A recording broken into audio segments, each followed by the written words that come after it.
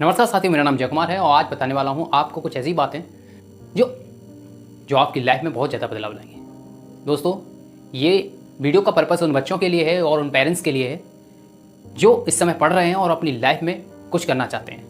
दोस्तों, जब हम बच्चे का एडमिशन कराते हैं तो हमें बहुत सारी बातें ऐसी होती हैं जो हमें ध्यान रखना बहुत ज़रूरी है। जब हम बच्चे का एडमिशन कराते हैं या फर्स्ट क्लास में हो या सेकेंड हो या LKG या UKG किसी भी क्लास का हो, एक पेरेंट्स का एक फ़र्ज़ बनता है कि हमें अपने बच्चे के बारे में जानना कि हमारे बच्चे का IQ लेवल क्या है और हमें अपने बच्चे को किस लेवल से पढ़ाना है। एक ऐसे स्कूल को हमें नहीं डाल देना कि हमारे बच्चे का IQ लेवल अच्छा है लेकिन फिर भी हम अपने बच्चे का भविष्य उसके बारे में बिना जाने एक ऐसे स्कूल में डाल दिया जो जानने के बाद भी अनजाना हो जाए, मतलब एक गंवार जैसी कंडीशन हो जाए, एक बिना एजुकेटेड। तो हमें अपने बच्चे के IQ लेवल को समझना है कि हमारा बच्चा क्या है और किस लेवल तक पढ़ सकता है। दूसरी चीज़, जब भी हमें ये याद रखना है, मैं ये पेरेंट्स के लिए बता रहा हूँ कि पेरेंट्स को किन किन बातों का ध्यान रखना है। पहले तो हमने बच्चे का IQ लेवल जरूर चेक करें कि हमारा बच्चा किस स्कूल को अफोर्ड कर सकता है, एक अच्छे लेवल को हमारे बच्चे को पढ़ा सकते हैं। देखो, हर पेरेंट्स का मैं नहीं कहता कि हर पेरेंट्स अपने लेवल से पढ़ाता है, लेकिन कभी कभी हमें अपने बच्चे का भी लेवल चेक कर लेना चाहिए, क्योंकि बहुत सारे पेरेंट्स क्या करते हैं कि अपनी अकॉर्डिंग बच्चे को पढ़ाते हैं। ठीक है, कि हम अपनी इच्छा उसमें अपनी इच्छा ढूंढते हैं कि नहीं तुम्हें तो ये पढ़ना है, या अपनी इच्छा से पढ़ा देते हैं। लेकिन आपको मैं बता दूं कि आप बच्चे की भी राय देखें या बच्चे का एक कहते हैं एक टेस्ट ले लें छोटा सा, और उसमें आपको पता चल जाएगा कि हमारा बच्चा अभी किस लेवल से पढ़ा है और किस लेवल तक जा सकता है। और आपको ये भी ध्यान रखना है कि आप अपने बच्चे को क्या बनाना चाहते हो और किस लेवल से पढ़ाना चाहते हो। यहाँ पे बहुत सारे पेरेंट्स बहुत बड़ी गलती करते हैं कि बच्चे को डाल दिया प्राइमरी स्कूल में, अब बच्चा पढ़ रहा है, उसे ये भी पता नहीं है कि हिंदी क्या है, इंग्लिश क्या है, मैथ क्या है। केवल उसे थोड़ा बहुत आ से लेके ज्ञान तक, छोटे बड़े आ गए, वर्णमाला आ गई, ABCD आ गई, छोटी ABCD लिखना आ गया, थोड़ा सा ऐड करना आ गया, 1 2 3 करना आ गया। बहुत सारे बच्चों का, मैं बता रहा हूँ, बहुत सारे बच्चों का यही सबसे बड़ी कमी है कि पेरेंट्स बच्चे का यही नहीं देखते कि हमारा बच्चे का IQ लेवल क्या है, हमारा बच्चे का एक पढ़ाने की, हमारा बच्चा किस लेवल का है। हम अपने लेवल को देखते हैं कि हम गरीब हैं, हम कुछ नहीं कर सकते। अरे एक बात बताओ, आप गरीब हो फिर भी पढ़ा रहे हो ना, तो थोड़ी सी इतनी मेहनत करने के बाद जब पढ़ा रहे हो तो थोड़ी सी और मेहनत कर लो, उस बच्चे का भविष्य तो बनाओ। जब तुम उसका भविष्य बनाओगे तो वो एक दिन तुम्हारा भविष्य बनाएगा। ये कहते हैं ना कि जब हम स्टार्टिंग करते हैं, कोई हम पौधा लगाते हैं तो हम उसमें अच्छा खाद डालते हैं, अच्छा पानी डालते हैं, तभी तो उसमें अच्छे अच्छे फूल आते हैं। हम यहीं पर बहुत बड़ी गलती कर देते हैं कि हम ऐसे स्कूल में बच्चे को डाल देते हैं जिसमें बच्चे का कोई वो नहीं होता, भविष्य नहीं होता। प्राइमरी स्कूल में डाल दिया, ऐसे उसमें वहाँ पर कोई पढ़ाई नहीं हो रही है। ऐसे स्कूल में डाल दिया जिसमें पेरेंट्स टीचर ध्यान ही नहीं दे रहे और आप अपने काम में लगे पड़े। मैं हर पेरेंट्स की नहीं कह रहा हूँ, लेकिन कहीं ना कहीं 70% पेरेंट्स ऐसे हैं, भाई उनकी मजबूरी है या कुछ ऐसी कंडीशन है कि वो नहीं ध्यान दे पा रहे हैं। तो मैं आपसे यही रिक्वेस्ट करता हूँ कि आप उस बच्चे के लिए ही कर रहे हो, आप सोचो किसके लिए कर रहे हो, उस बच्चे के लिए, अपने पेट के लिए, अपने बच्चे के भविष्य के लिए काम कर रहे हो। लेकिन वो आपका पैसा आपके काम ना आए तो फ़ायदा क्या। मैं आपसे पूछता हूँ फ़ायदा क्या, कमेंट करके बताना मुझे। कोई फ़ायदा नहीं है, फिर भी आप डाल देते हो। तो आपको ये याद रखना है कि जब भी आप एडमिशन के लिए जाएँ तो आप अपने बच्चे का ज़रूर एक टेस्ट ले लें, या आप खुद नहीं ले पा रहे हैं तो किसी ऐसे पर्सन से जो आपके फैमिली में हो, जो पढ़ा हो, थोड़ा बहुत जानता हो, पड़ोसी हो, उससे राय लें कि हमारा बच्चा ऐसा है और हम इस लेवल से पढ़ाना चाहते हैं और हम आगे चल के इस लेवल तक की पढ़ाई कराना चाहते हैं, या डॉक्टर बनाना चाहते हैं, या कुछ भी बनाना चाहते हैं। एक सोचें, एक लाइन दें, ये नहीं कि कहीं भी डाल दें। ठीक है, तो ये सबसे पहली ये स्टार्टिंग ये करनी है। हमें एक अच्छा स्कूल देखना है, अपने लेवल का देखें, अच्छा देखें, ताकि आप अपने बच्चे को देख सकें कि हाँ कैसा पढ़ाई कर रहा है, क्या कर रहा है। दूसरी गलती क्या है, दूसरी गलती हम क्या करते हैं कि इन्वायरमेंट को नहीं समझते। इन्वायरमेंट मतलब वातावरण। हमें बच्चे के साथ साथ हमें भी सीखना होता है, क्योंकि बच्चे को पता ही नहीं है कि अब क्या आने वाला है क्या नहीं। देखो, अब सबसे ज़्यादा इंग्लिश का क्रेज़ है, हर जगह इंग्लिश बोली जाती है। इंग्लिश मीडियम स्कूल बहुत सारी जगह पे हैं, ऑलरेडी बहुत सारे बच्चे इंग्लिश मीडियम में पढ़ रहे हैं और आजकल सरकारी स्कूल में भी इंग्लिश पढ़ाई जाती है। लेकिन बच्चा आजकल, मैं कह रहा हूँ इंडिया में, अपने भारत में ऐसे हैं कि इंग्लिश के नाम से बहुत डरते हैं। इंग्लिश नाम बस सुन लिया घबरा गए, भाई ये नहीं है हमारे बस की। मैं बताऊँ क्या है, 1 से लेकर 8 तक की क्लास में जाता है ना, तो हिंदी तो बहुत स्ट्रॉन्ग कर लिया, मैथ बहुत स्ट्रॉन्ग कर लिया, फिर इंग्लिश बहुत कमजोर है साहब हमारी। जब कहीं किसी कंपनी में लेके गए ना और कहीं पे इंटरव्यू करा लिया तो ना नीचे जा करके बैठे, क्यों? कि बचपन में हमने सीखा नहीं। उसमें कमी हमारी भी थी, कुछ पेरेंट्स की भी थी। उसमें क्या थी कि हम अपने बच्चे को एक ऐसी गाइडलाइन नहीं दे पाए कि हमें ये भी सीखना है कि हमने अपने लेवल का स्कूल तो देख लिया, अब हम अपने बच्चे को देख नहीं पा रहे हैं कि क्या पढ़ के आ रहा है, क्या नहीं पढ़ पा रहा है।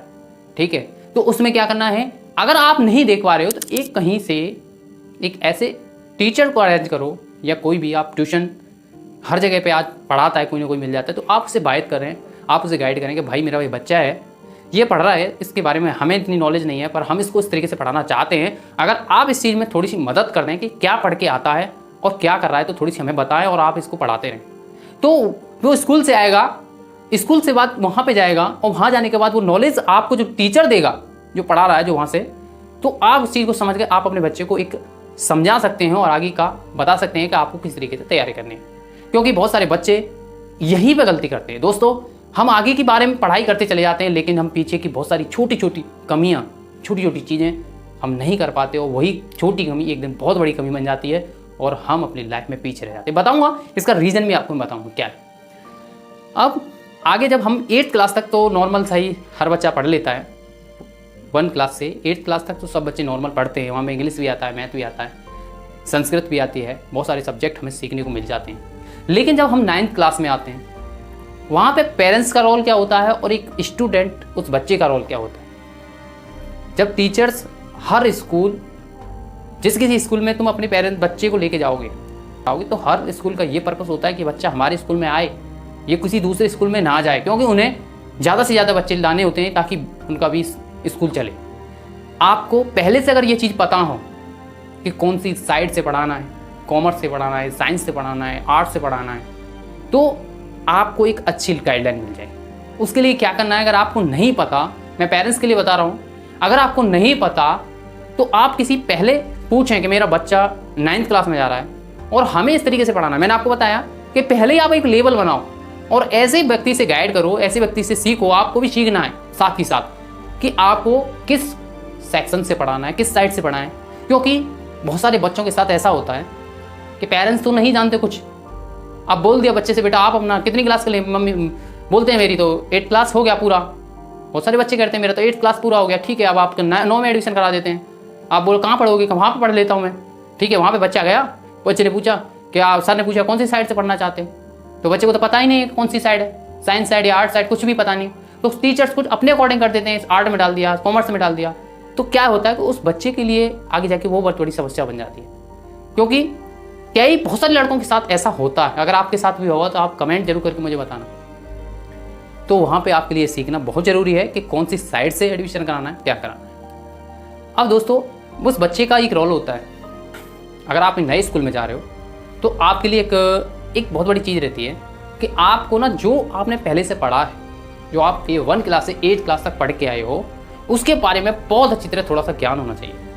ठीक है, हमें थोड़ी सी इंग्लिश अच्छी आनी चाहिए, हिंदी भी अच्छा आना चाहिए, मैथ भी अच्छा आना चाहिए, क्योंकि जब हम 9th क्लास करते हैं तो यहाँ से एक एडवांस लेवल की पढ़ाई होती है। यहाँ पे हमें कोई ये सिखाने वाला नहीं होता कि आओ चलो हमें आपको हिंदी नहीं आ रहा तो हम आपको हिंदी लिखना सिखा दें, इंग्लिश नहीं आ रहा तो हमें इंग्लिश लिखना सिखा दें, या मैथ नहीं आ रहा तो मैथ हमको आपको बता दें। वहाँ ये कोई नहीं देखता, क्योंकि बड़े लेक्चरर टीचर्स होते हैं वो अपनी पढ़ाई की, यहाँ पे इतना डांट भी नहीं, अब तो डांटने का सिस्टम भी खत्म हो गया है, कोई मारता भी नहीं है, केवल आए बताया चलेगा। ये आपको सीखना है। मैं आपको बता रहा हूँ, बच्चों के लिए बता रहा हूँ कि अगर आप पढ़ाई कर रहे हो, 9th क्लास में जा रहे हो, तो आपको पहले से तैयारी करना होगा।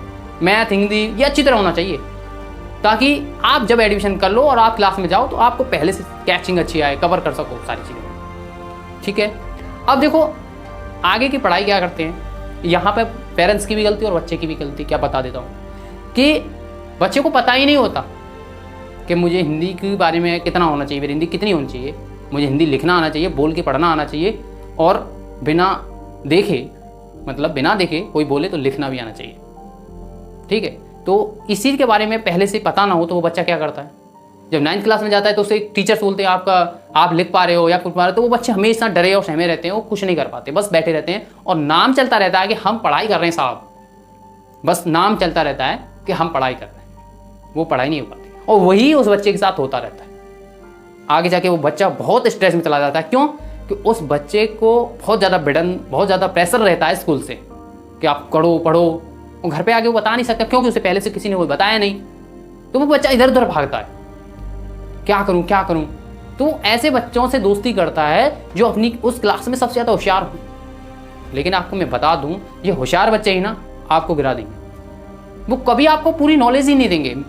बहुत सारे बच्चों के साथ हुआ है, मेरे साथ भी हुआ है। वो होशियार बच्चे ही आपको गिराएंगे, क्योंकि आप उनकी किताबें लोगे, उन किताबों में लिखोगे, तो वो क्या लिख रहे हैं ये तो उन्हें ही पता है। केवल आप तो कॉपी कर रहे हो, केवल किसके लिए कि आप उसी टीचर्स की एक पनिशमेंट से बचोगे।